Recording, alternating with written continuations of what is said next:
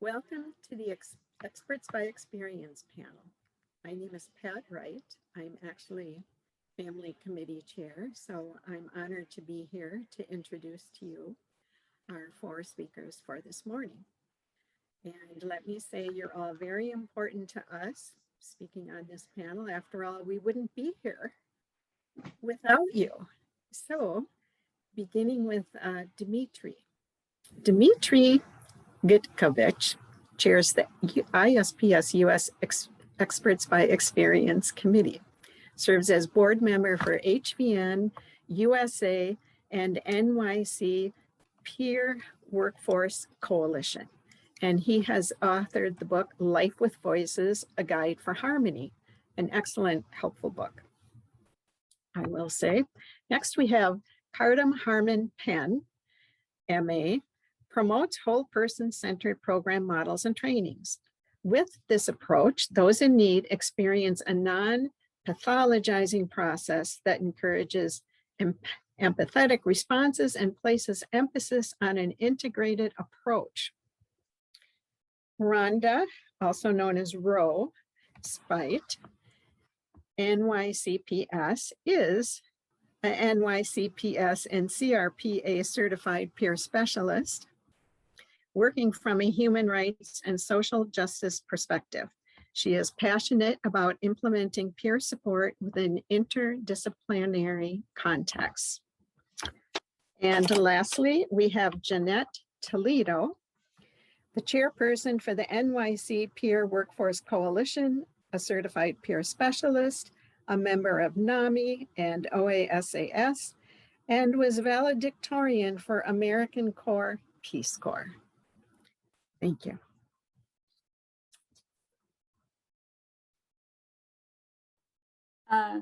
Thank you, Pat, for that introduction. What wasn't mentioned in my bio is that I'm also a co-trainer with Cindy Peterson-Denad to do peer-partnered open dialogue. So that has been a fantastic addition to my experience working and kind of navigating the journey of being a peer specialist. So I know today's kind of like group dialogue and discussion is about, experts by experience. How do we use our lived experience and what we do? And so when I kind of was thinking about that, I was like, well, what does that really mean? And I have been thinking about this in various contexts for a while. What does lived experience mean? It has come up in the training I have done for peer partnered open dialogue. It definitely comes up in my peer support work, being asked all the time, like, well, what do you mean when you say you have lived experience, right? So of course, the humanness of it is that, yes, everyone has lived experience. But I think in the context of, mental health and people who have been through the psychiatric system, it's about those experiences and also being able to disclose and share and be willing to give voice to those experiences. So those are some things that as I'm putting together this understanding of what lived experience is and how it shows up in all its forms in my life, those are some of the ways that I can kind of process it and digest it. But I have more questions than answers. I really do. I definitely think it's important to bring voice in any context possible when we're thinking about and speaking about lived experience, especially from a psychiatric history perspective. I think oftentimes I feel like that phrase is frightening, that it has a level of fear attached to it. Like, oh, you have lived experience, right? So it kind of has the sense of caution or danger. right? That the truth, your personal truth might be told. So I have questions around that also. And then I also think a lot about, when I think about lived experience, I think about, is this just another way of marginalization? And I'm hoping that in most spaces that it's not, but I do have questions about that as well when I initially think about lived experience. So I guess from an internal, personal, reflective perspective, that's my personal relationship to these terms of experts by experience and lived experience. How I have used my lived experience, I think, has definitely been for advocacy. I definitely have been a strong proponent of looking at alternative ways of being trained, right?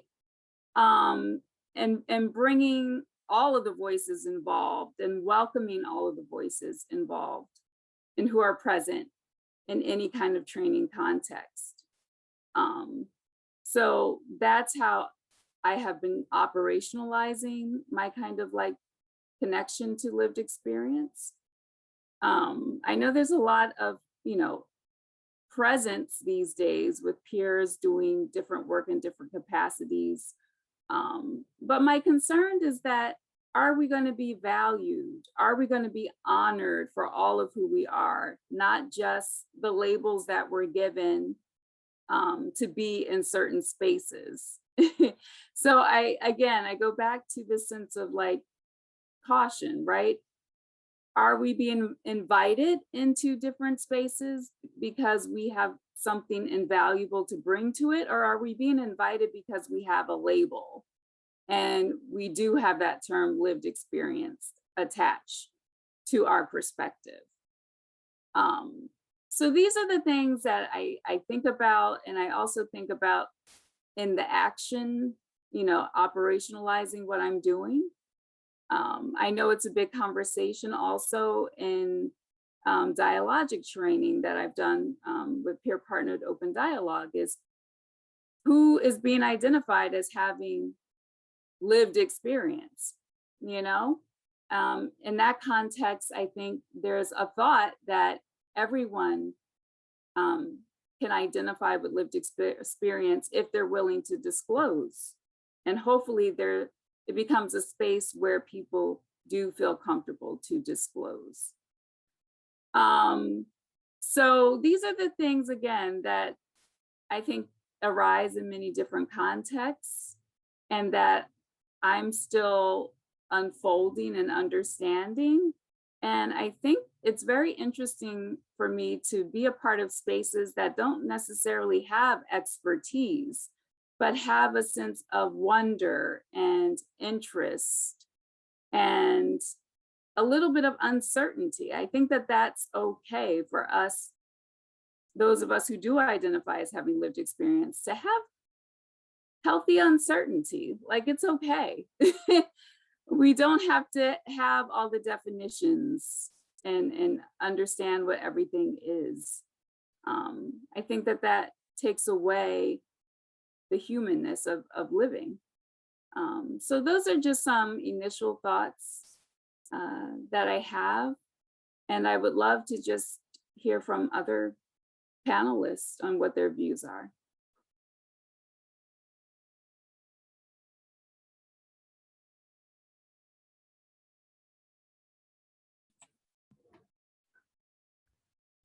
Good afternoon, everyone. My name is Jeanette Toledo, and the way I guess I could say what lived experience is for me is individuals that have been directly or indirectly impacted, whether it's the mental health, substance use, incarceration, domestic violence, physical disability, anything like that. So for me, lived experience is utilizing that your experiences, what I went through, me personally, what I went through, and how I could implement that to assist other peers to keep them moving forward by sharing my story.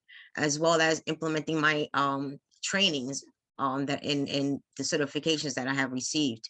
So with that in mind, during the quarantine, I I started realizing myself, and then as well as with the New York City Peer Workforce Coalition, that many of us were going through isolation, depression, many things increased, substance use increased, domestic violence increased, all different types of things increased. So I came up with the idea of creating a support circle. So with the help of the executive board, we created support circles.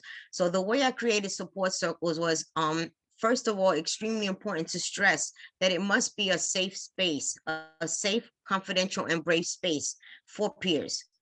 Also to be able to share and discuss their challenges and successes relating to working as a peer, whether employed and or volunteer.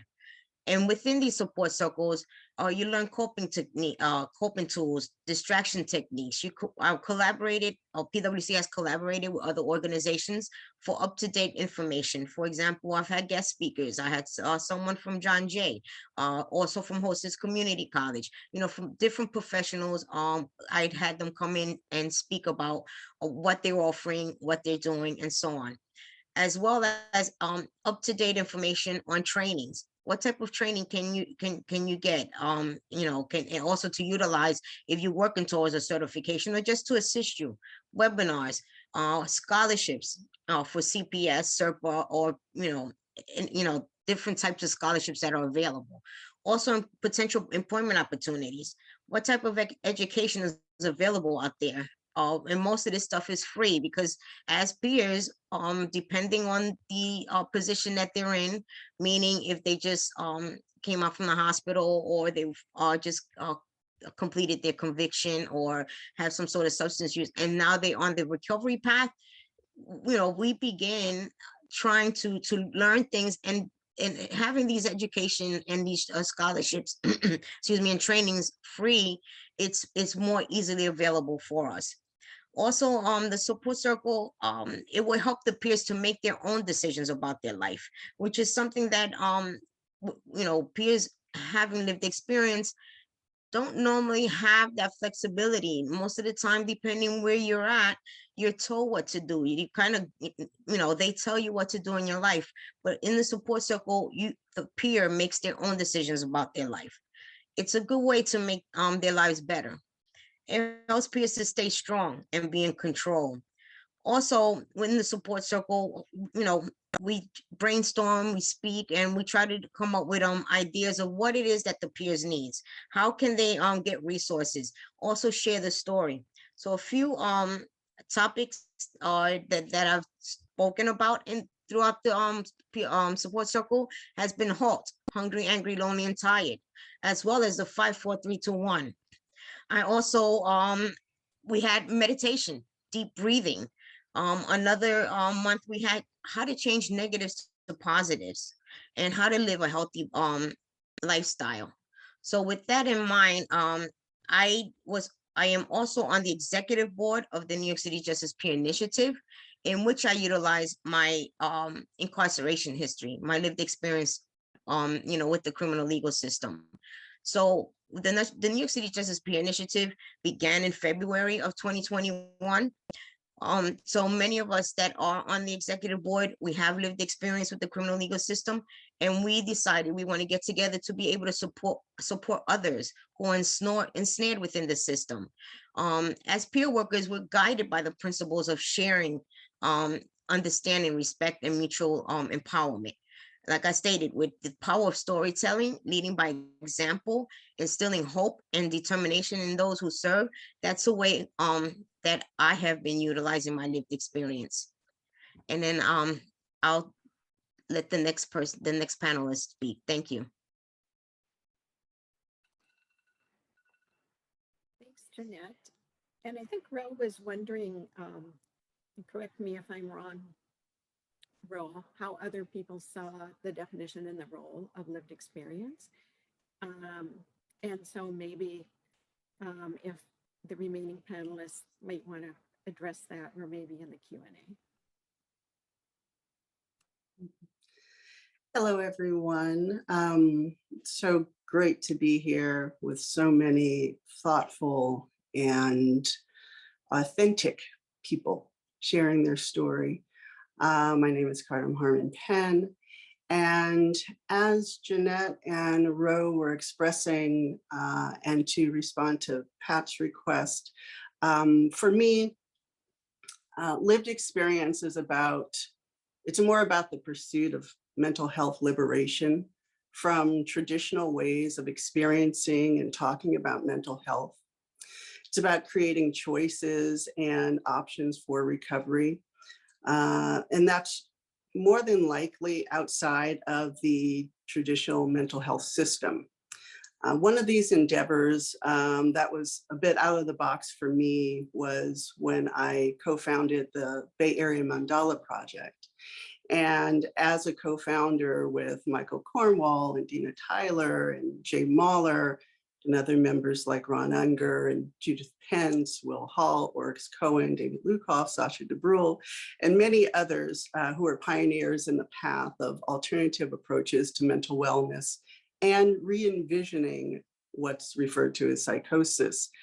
We developed an integrative crisis intervention model that was geared to provide family members and their loved ones an alternative to hospitalization and assisted outpatient treatment.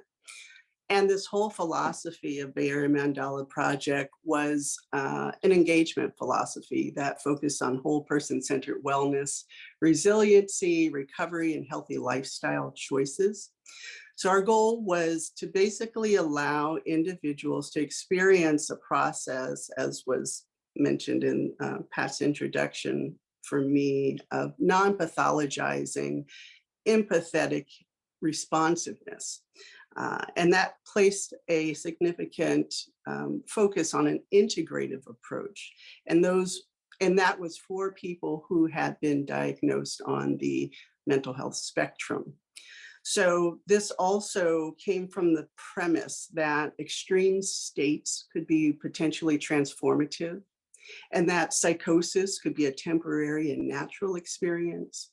And this approach also encompassed looking at it from the origin of trauma. One of the things I learned being in the mental health field was how much that foundational trauma really influenced people's ability to integrate into their lives in a way that came from a place of empowerment. So it was all about hearing people's stories. And these stories could also have to do with spiritual emergence, altered states. So the goal of helping those in crisis to avoid dependence on the mental health system and long-time psychiatric drug use, we designed a model. The model had several components. One was a sanctuary, where people who may be experiencing a first extreme state or what's called a psychotic break could have a place of respite. There is a Mandala Crisis Alternative, which was an alternative to psych emergency services. There was also another respite, kind of like a peer drop-in respite. There was a mobile crisis and harm reduction component. So, and as well as a community healing room. And these were all part of a proposed model. And as we went on in time, our bandwidth was a bit limited. So as we were all professionals working in the field, so we kind of did different versions of this in our own areas of expertise. We also would do conferences, like the Alternatives Conference. That's my little dog, Petey, in the back. He's our family member and emotional support.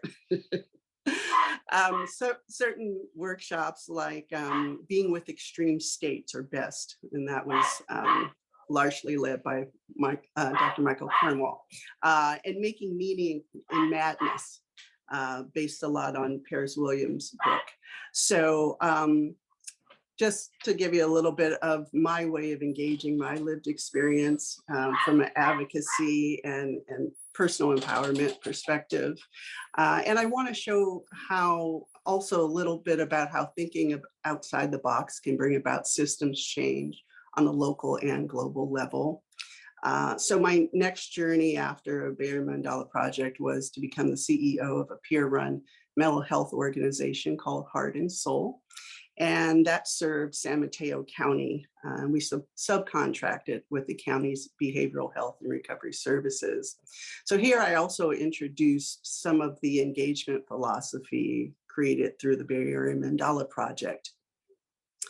Ultimately, the goal was to encourage the staff and other partners like California Clubhouse and our local NAMI chapter and the county to really redefine the process from diagnosis more to dialogue, and the focus to move from the language of mental illness to mental resilience. And we partnered with other Bay Area peer-run organizations, became a member of CAMFRO, California Association of Mental Health Peer-Run Organizations. So in 2018, we launched a program called HOPE, which stood for Helping Our Peers Emerge. And the goal was to provide peer support to those who were moving from psychiatric incarceration and long-term residential psychiatric facilities towards community integration, employment, education, and sometimes family reunification. And we did this by using peer support methods like IPS, intentional peer support, resource identification, RAP, wellness recovery action planning, mindfulness, wellness groups, art, and transitional employment. We also worked in partnership with the county. And then during COVID, we did that pivot like most people had to do. And we started a 24/7 peer-run warm line.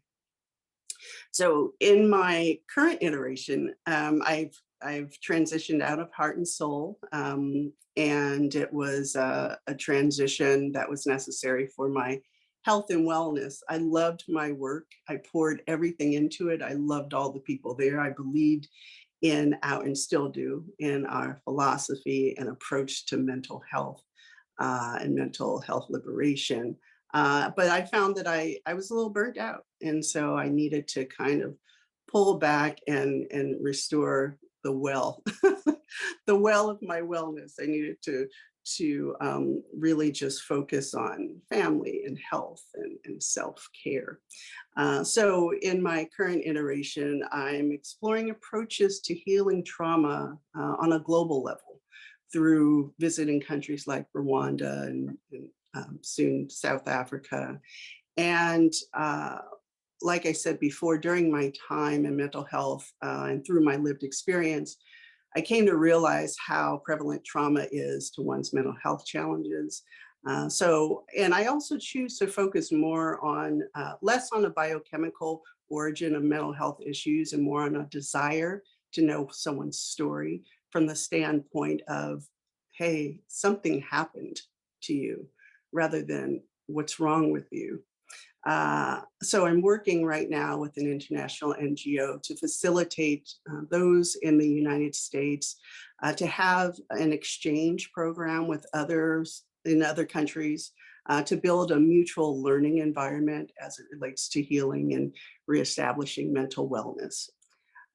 Prior to the pandemic, my husband and I have been providing opportunities for groups of African-American travelers to experience African culture throughout the diaspora and to have meaningful global dialogues on identity and healing. And that's something that we look to continue once international travel becomes a little easier. As I said, I'm a person of lived experience. I'm also a mother, a wife, an artist, and actually just started running a clothing boutique out of our home in Oakland. It's called the Diaspora Atelier, which is actually a social venture that supports fair trade amongst the African diaspora.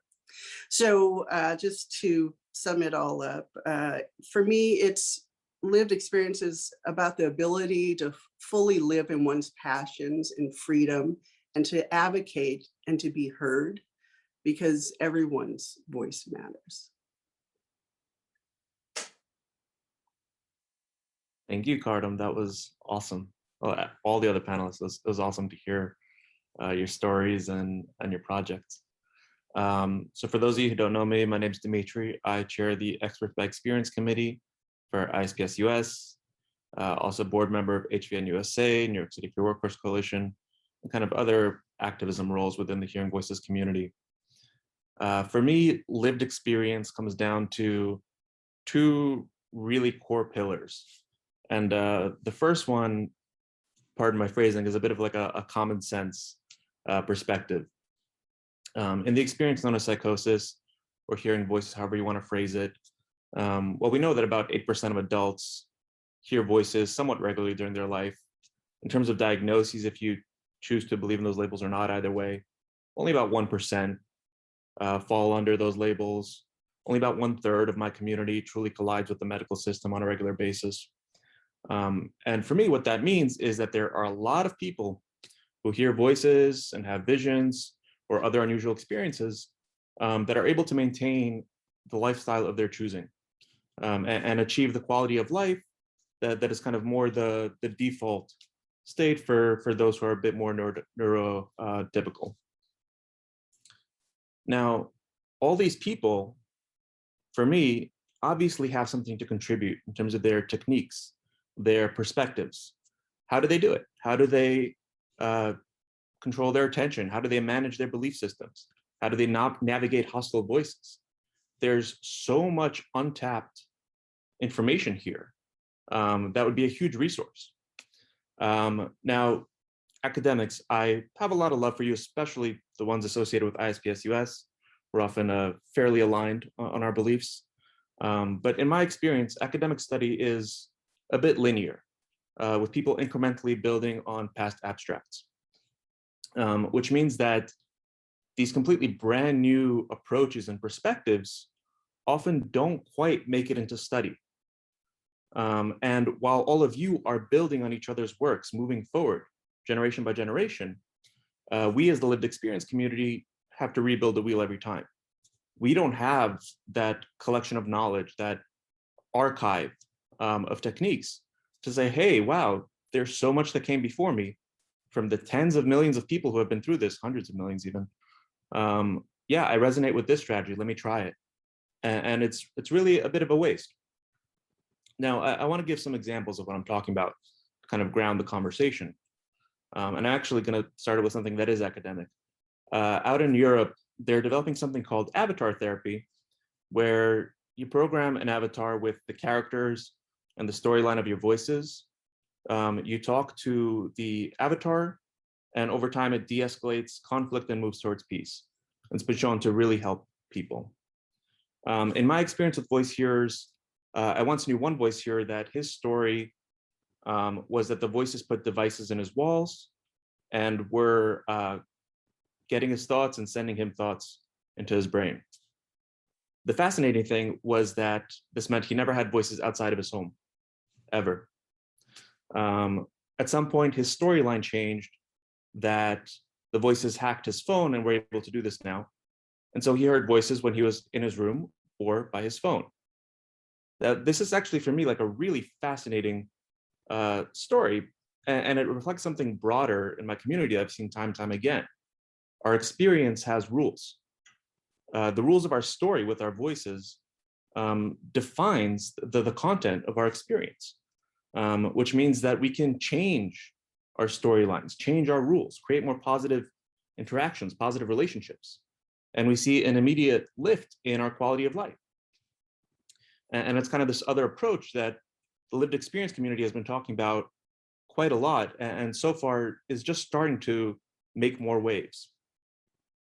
Another example to kind of ground my perspective in specifics, one moment. So when people say ignore the voices, right? Like often, oh, try to ignore the voices. Well, first of all, it's about as easy as ignoring color or another stimulus that you're generally experiencing. But let's say even that it could be done. When our voices are threatening our loved ones or ourselves, even if you feel like there's a 2% risk that they can actually hurt you, do you want to take a 2% gamble on the lives of your loved ones? You know, the stakes are incredibly high.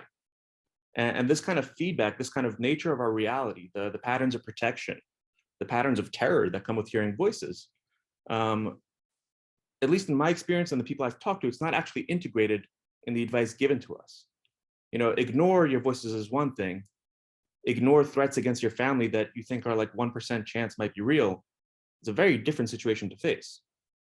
And so lived experience for me is bringing these conversations to the forefront, saying, hey, what you're saying, yes, it does help members of my community. I've seen people benefit from the advice being given to us. But there's these layers here that need to be added into the broader conversation.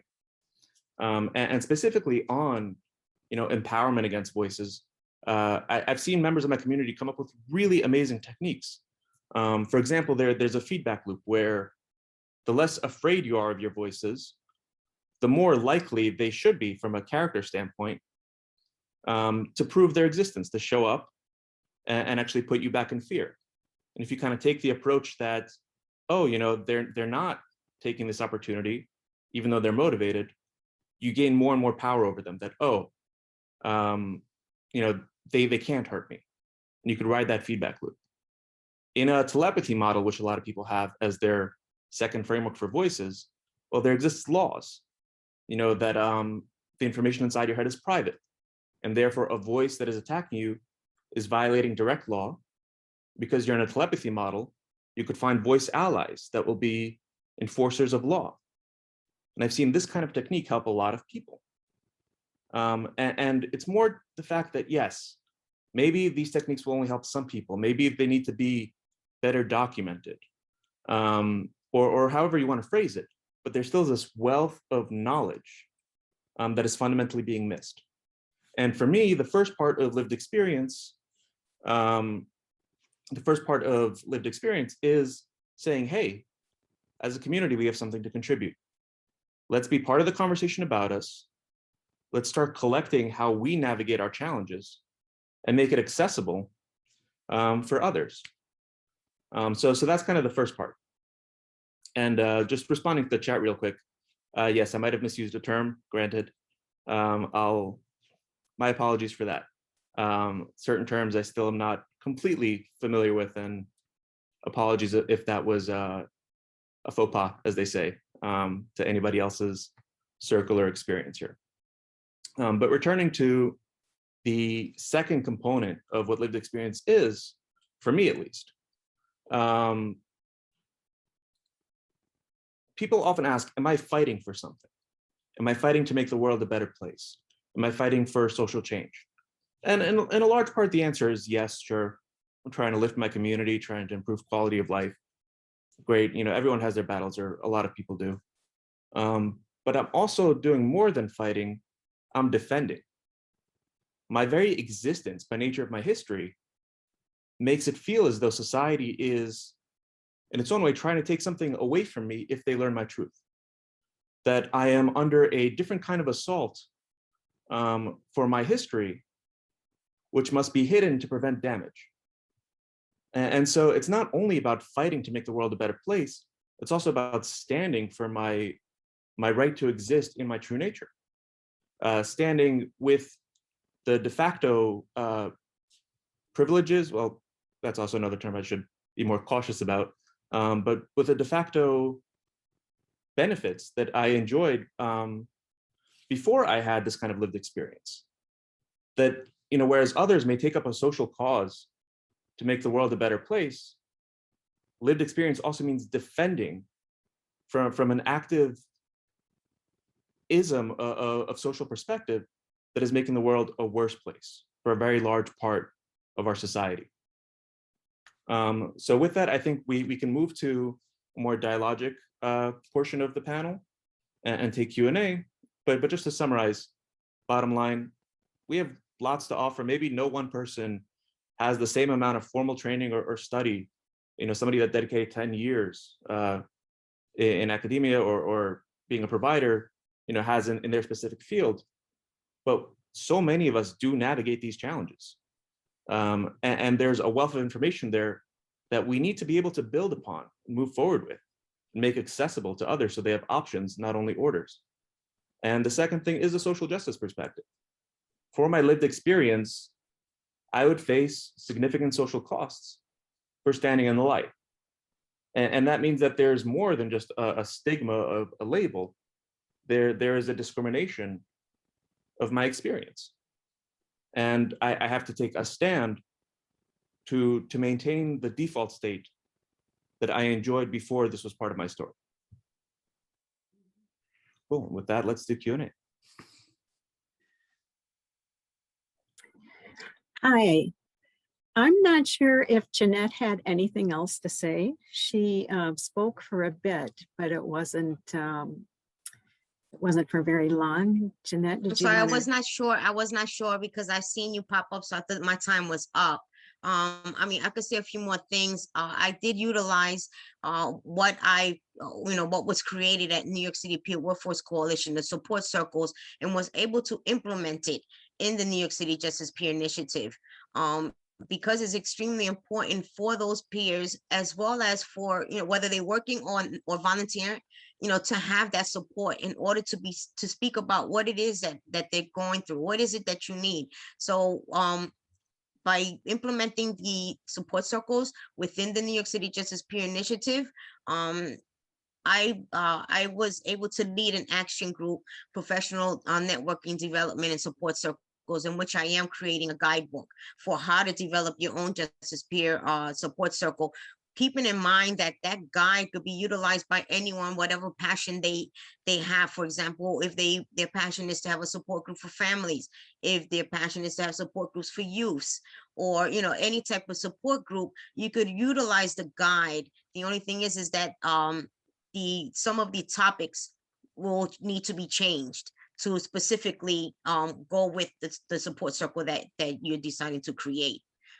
So we still have monthly meetings with New York City Peer Work Coalition. Excuse me, I have the support circles every month, but New York City Justice Peer Initiative, we still having meetings, because the end goal is to be able to have peers that are formerly incarcerated to be able to be employable.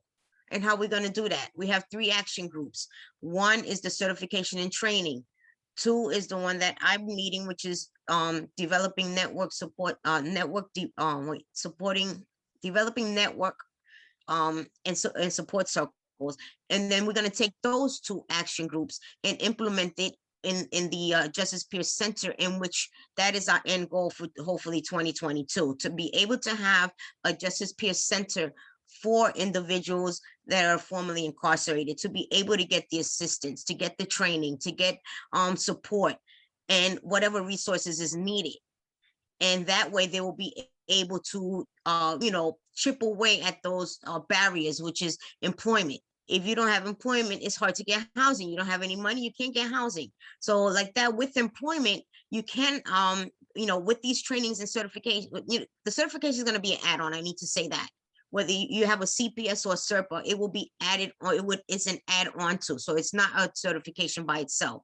But once you have the certification and the training, you will be able to go out there and be employable. So you could try to, try to build your life again. And that's what lived experience is, utilizing our lived experience within that center to be able to assist those that are coming out and are just, trying to adapt to society and begin their life again on that recovery path.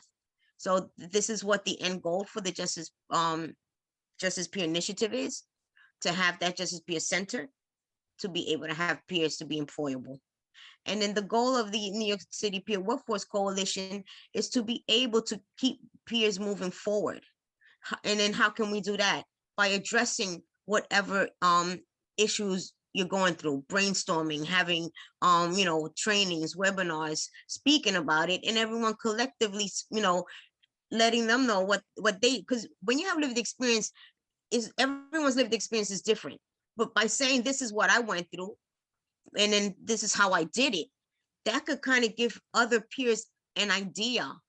If they try it and it works, great. If not, then we could still brainstorm some more and try some other things. This is why we have such a big toolbox and have so many tools in there, in order to see what works for you.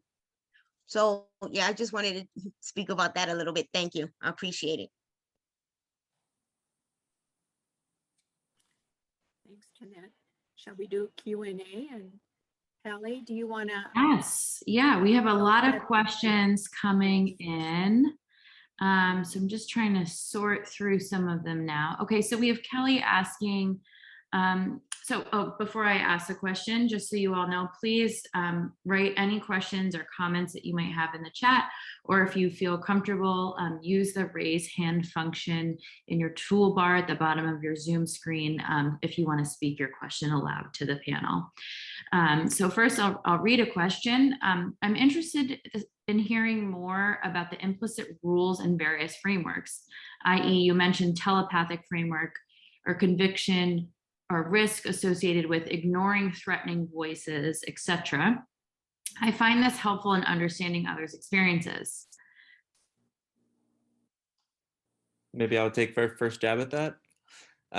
So I've talked with people with a lot of different frameworks for voices, anything from spiritual, ancestor, where they're talking to past members of their family or others who are deceased, telepathy, alien, conspiracy, technology, psychology, where it's a part of their brain that is helping them understand things, which is different than pathology, which is the part of their brain is firing incorrectly. So we have all these different frameworks. I will say that, and many more, I will say that in my experience, voice hearers for the first year or so really try to focus on what is happening. But it's a bit of a rabbit hole because as I mentioned before, similar to how we're seeing color, yellow, red, orange, technically that's not part of the world, right? In the world are wavelengths of light and the human brain is creating color. But trying to figure out what is happening with our voices, what is going on, no matter how much we choose to believe the social perspective of psychology or pathology models, we still have a stimulus. It's still part of our real experience. And I haven't really met too many voice hearers who are able to 100% commit to a given perspective. Because no matter how much you believe that it's pathology, we have our experience. No matter how much we have our experience, society is telling us the other thing. And it kind of becomes a very deep rabbit hole of back and forth. In my personal experience, and again, I'm not trying to make any broad statements, but in my personal experience, and many people I've talked to, the most successful voice hearers that I've met have let go of the question entirely, a framework, meaning the conversation has moved to empowerment. How do I navigate this experience now that it is happening to me? How do I achieve the lifestyle that I want within this experience of hearing voices or having visions? So yeah, lots of frameworks, but I would say that the rabbit hole of truly figuring it out is a lot more complex than I can communicate on a single panel. Yeah, thank you for that, Dmitry. I would just kind of second that it really is about, I think you get to a point, having heard voices myself, like, you really want to find how to enjoy living your life and defining what that means for you.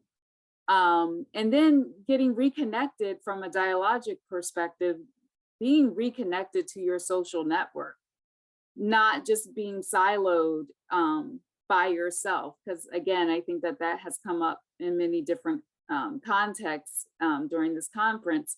You become separated, especially when you have extreme states, from the very people who you're supposedly closest to. So a part of it for me also is about reconnecting to my community and to my social supports and network. Could I just interrupt and ask those who are willing to put their emails in the chat that there's been a request for that? And Hallie, I could ask another question from the Q&A here. So we actually have a few people who've raised their hands, so maybe we can alternate between the raised hands and the Q&A at the bottom. Yeah, that sounds good. Great. So I'll ask Denise question. Hello. Hi. In most panels that I've heard experts by experience, we tell part of our story. Are you willing to tell part or some of your story to us today?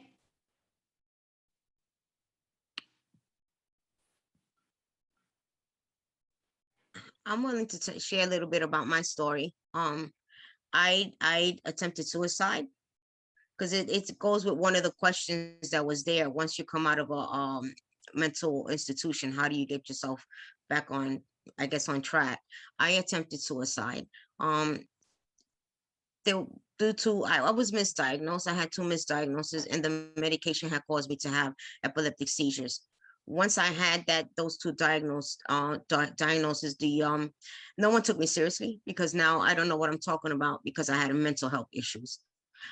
Finally, a lot of things went on in my life that I felt that I had no choice, that my only solution was to take my life. My back was against the wall. When I attempted suicide, the psychiatrist had asked me what happened. I had explained to him, and he said, but I mainly stressed that the medications gave me seizures.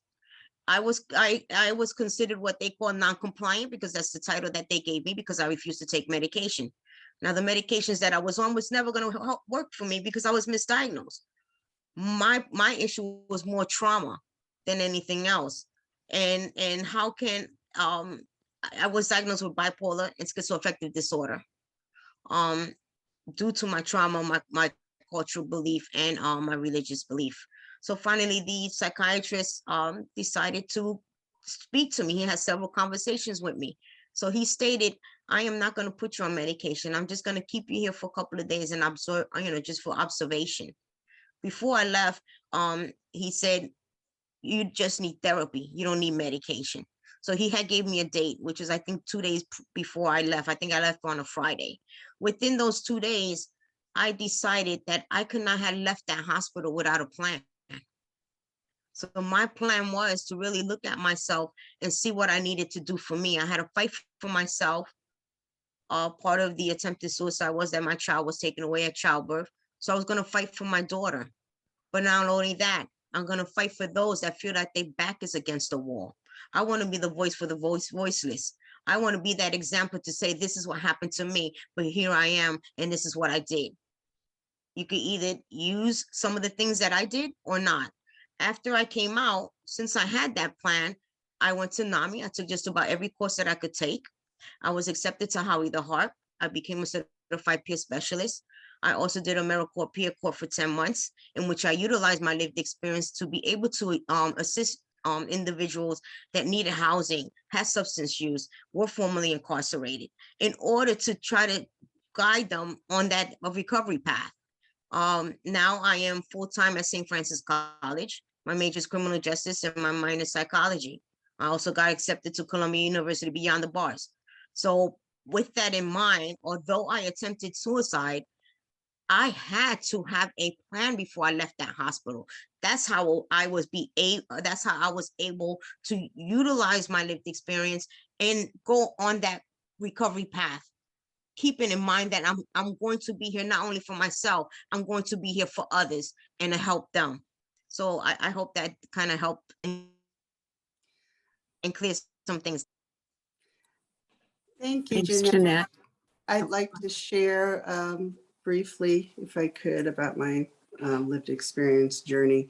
It wasn't until I had a job and it was a community health nonprofit, and I had been assigned to, at the time, SAMHSA's 10 by 10 campaign, which was about reducing morbidity in folks experiencing severe mental health issues.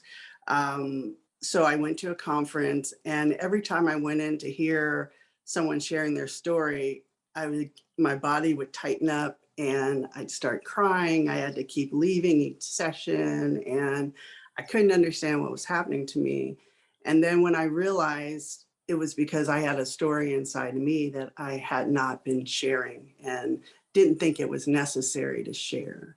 And so at that point, I realized in order to be well within my mind, body, and spirit, that I did need to voice my experience as a way of, building trust with my other peers, but also to talk about the truth of my life and discover even more of it When I was a child, I was put in a very violent environment, and which included molestation. And so there were things that I had always figured I could just push through. And it wasn't until I was in my 30s when they all kind of came in like a cascade, and lots of nightmares, and just an inability to physically move, just staying in the fetal position for a lot of the time. And I realized, I thought I was sick, like I thought I had the flu. And then I realized, oh, maybe this is what people call depression. I had also had an outer body experience. It was a spiritual experience where I had a conversation with God, and it totally transformed me in that moment. And fortunately, I had a mother at the time who all she said was, "It sounds like you had a very powerful experience."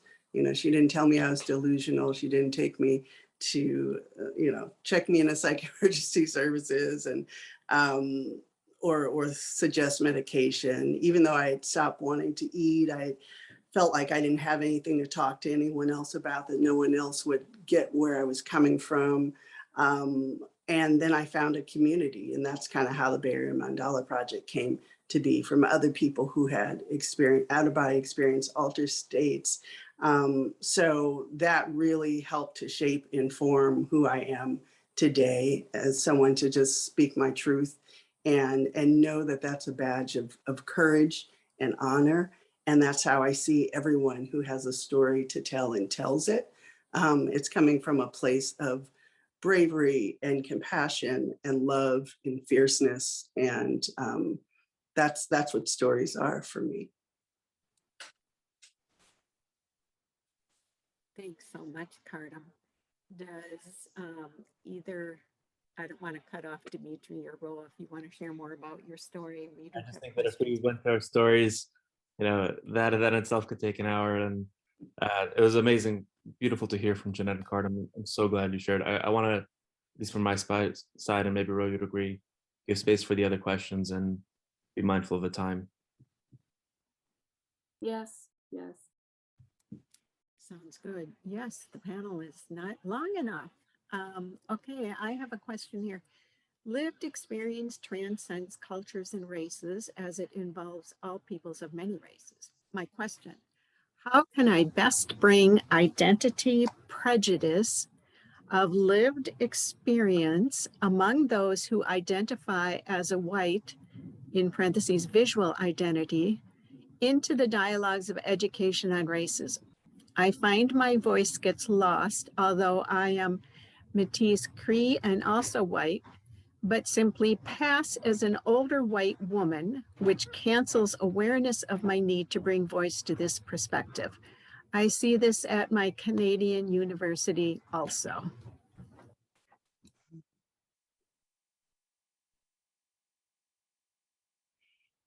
So in some ways, I think I'm the least qualified person to answer. So I'll just take like 30 seconds and no more. Tanya Lerman had a great study at some point that showed that Western voices are the most hostile and kind of have the worst outcomes. So without overstepping my own experience, just saying like, point to the really factual thing. Other cultures do it better in many ways. I'd like to share too, thanks Dmitry for the humility. I'd like to share too that oppression oppresses everyone.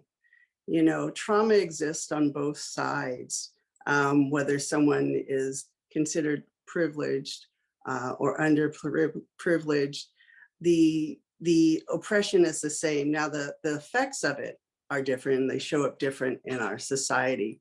But I think understanding that in order for us all to be healed as humanity, we have to see one another in the other. And I think a big part of that is acknowledging we're coming from a space of cultural humility, listening, not assuming that we know someone else's experience, and also seeing how the crossover between our experience of trauma / oppression can also be a bridge to build allyship without diminishing the impacts of racism in our country, in the United States, and globally. You know, we saw when George Floyd was killed, and just the wave of support for Black Lives Matter, knowing that it extended even beyond Black lives. Because if one of us is not free, then all of us are not free. So I think existing in spaces in a respectful way also opens up opportunities to share one's experience, even if it isn't the experience of the affinity group one might be participating in. I hope that makes sense. Yeah, I would absolutely agree with Cardum. I reinforce, you know, I don't know what the cultural need is to always divide people and say, well, this is your issue and this is the other person's issue to figure out. I do think it's a human issue, right? And we're all grappling with trauma and history and ways that we've internalized it and have understood it. And so I think it's a collective effort. So great question. Thank you. Thanks, Hallie. I mean, sorry. Thanks, Ro, Cardum, and Dmitriy. Hallie, did you have another one? I think we only have a few minutes left. Sure. I think we probably have time for one more question, and I have Kay Adrian who wants to speak her question aloud. So Kay, if you could unmute yourself. Hi, thank you. Yeah, I'm the Canadian person that came really late into the conference, which I'm sorry, it's been a problem for me. I really appreciate the focus on racism and the focus on, you know, the identity prejudice that is the term I brought forward today, because although I identify as a, you know, a white-faced woman, I really am multicultural in many ways. You know, I have Indigenous Cree Native roots, but we were among people who didn't get status years ago because it was in the mother's line. But where I'm really multicultural is I've traveled to 8 third world countries.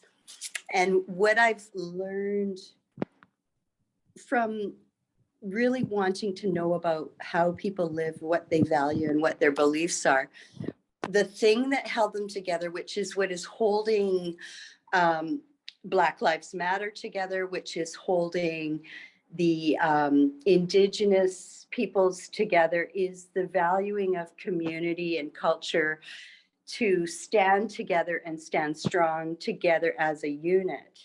And what is lost, I think, in mental health, which transcends every culture and race, is that we don't have a defining facial feature. And I'm not putting down anyone. I identify as a Métis Cree Indian woman, but I don't look this way, you know, visually. But understanding the strength that has been brought to not only the psychiatric resistance community, but also the Black community, and, you know, speaking out against police and racialized violence, as well as, you know, the Indian peoples in North America speaking out en masse as a group. I think that's a lot that can be learned. And what I definitely learned from collectivism that I witnessed right on the ground, like in Bolivia or Southeast Asia, or even in Cuba, like the collective voice of the people is what made them strong. And so I have a proposal, because when I was thrown in the hospital at one point, and actually I was seeking care for kidney disease, I show up, I have labels on my health records. They put a pink star on my hospital ID bracelet. And I didn't know what that was at first. So I asked just a blood clerk, this male blood clerk, who looked like he was pretty intelligent. I said, what is that about? He said, well, actually, they used to have the purple dot that they would identify you with on your bracelet, you know, as a psychiatric person. But apparently they overruled that. So we kind of had a laugh. And I said, oh, well, they don't use a purple dot. Now they're using a pink star. So it's almost, I feel, to bring voice to the psychiatric community en masse that transcends culture or race, you know, to include everyone. Why don't we all wear purple? You know, identify ourselves as purple, because, you know, I mean, even the movie, The Color Purple, was very, very much a very strong statement about identity prejudice, and exactly, you know, one of the things that brought this so strongly into awareness, you know, years ago. So, you know, we're still fighting that, but I think the main fight for psychosis or people affected with lived experience is that we don't have a defining feature. So let's all wear purple. Okay. That note, I think we've come to the end of our panel, unfortunately, because this has been a very rich discussion. I've been learning a lot, but I just want to thank you all, and thanks for the audience for participating in the chat and participating. Sorry we didn't get to all the questions,